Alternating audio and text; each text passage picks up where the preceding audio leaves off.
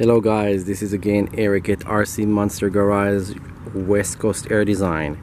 So this is the Jeep that we started a while back. It took less than 30 days from a destroyed salvage Jeep to make it into this beautiful machine. And I will explain on the video exactly what I did, how I did it, what stuff cost more or less. But I just want you to see the final result.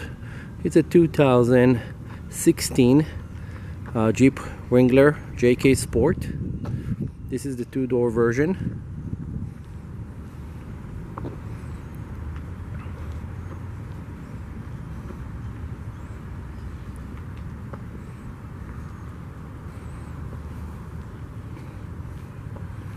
And this is how it's look after it's done, with all the parts I show you how to put.